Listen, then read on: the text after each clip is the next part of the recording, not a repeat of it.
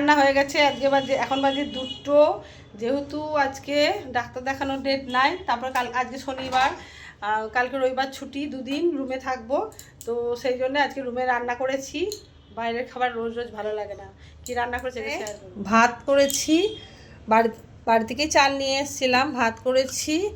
আর এখানে করেছি একটা পাঁচমিশালি সবজি সমস্ত কিছু দিয়ে। আর এই যে খয়রা মাছ পাওয়া যায়, সেই মাছ ভাজা করেছি। বর সকালবেলা গিয়ে বাজার থেকে নিয়ে এসছে খয়রা মাছ। তো খয়রা মাছ ভাজা করেছি। আর নিয়ে এসছিল রুই মাছ। তো সেই রুই মাছটা আলু দিয়ে ঝোল করেছি। বাটা মশলা তো হয় না, সব কুচিয়ে করে দিয়েছি, জানি না কেমন খেতে হবে। তাই এই রান্না। এই একজন ফোন দেখছে। খাবি না?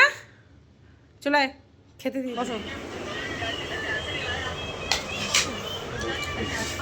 এই বর্গে খেতে দিয়ে দিয়েছি।